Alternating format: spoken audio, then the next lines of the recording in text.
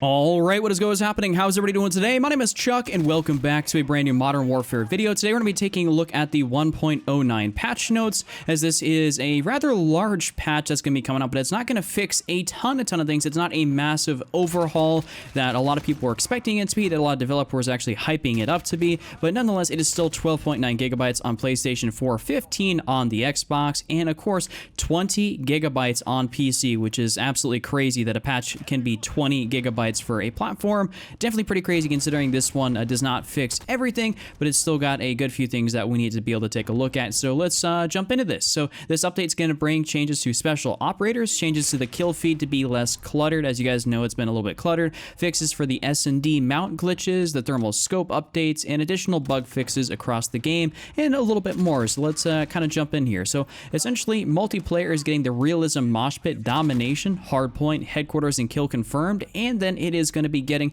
gun game, a fan favorite mode, which is definitely super awesome. And I think a lot of us really enjoy gun game from, a bunch of past Call of Duties, probably going all the way back to Black Ops 1 for those of you guys that played Black Ops 1 or played Call of Duty way back then. And for the general fixes, there's a fix for a bug where a player could spawn without a character model when spawning on a friendly vehicle. They fixed different various exploits across all maps and modes. They fixed an issue for copying an opposing player's loadout, which was also copying their kill streaks, so a little bit crappy like that. There's also a dead silence fix for the field upgrade not lasting the correct amount of time when CDL rules are enabled, so I'm not sure how many guys are playing, CDL rules, but anyways, they did happen to fix that. And of course, the update to the arbitrary kill feed removed the avenged and the saved player play of the game owner and the rank increase, so they definitely removed a lot of the clutter. It just should always stay the way it always has been. There's no reason for, them to kind of really mess the kill feed. It wasn't broke, so they definitely didn't need to fix it or add a whole bunch of other stuff in. I'm not sure how many guys are playing private match, so we're just going to kind of, bypass that and go to the kill streak section here, which is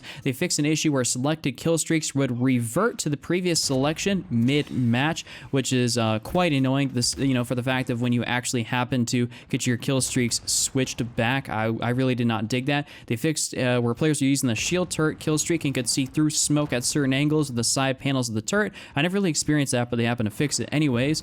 Dead silence, a fix for dead silence field upgrade not lasting the correct amount of time. That's just for the Call of Duty League, and there's a couple other things in here. I think I mentioned the dead silence thing already, but we have some different progression, challenges, and mission fixes. They cleaned up and updated the descriptions for various challenges. The officer challenge, heads up, destroy vehicles launcher, doing work, aggression, expert gunsmith, and the one-trick pony. They also did an update here for the lethals and tacticals, fixed for decoy grenade showing a red blinking light for both allies and enemies, slightly brighten the player outline when using the snapshot grenade. I don't really think the snapshot grenade need to be buffed or fixed or really anything, but I guess there's really that. Now moving down to the perks. So the spotter perk was not marking equipment field upgrades or kill streaks through walls and FFA, so they fixed for the spotter perk not marking UAVs and slightly brightened outlines. EOD, a fix for players losing HUD elements after hacking an enemy claymore in certain scenarios. I guess that'd be pretty annoying. I didn't experience that because I don't really ever hack claymores.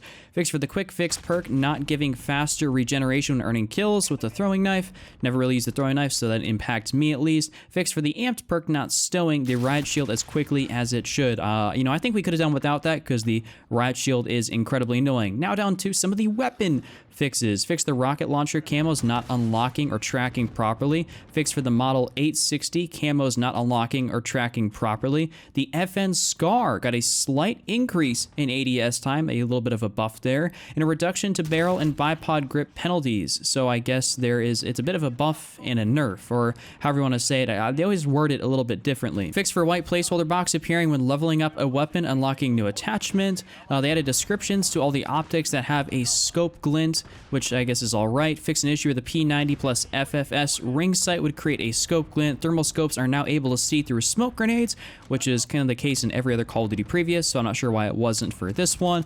Fixed for charms not appearing when they should on various weapons. Leaderboard and combat record update here. Fixed a bug where selecting all would sometimes kick the player back to the main menu. And then of course they added the CTF and hardpoint into combat records, which I guess just kind of really should have been there in the first place.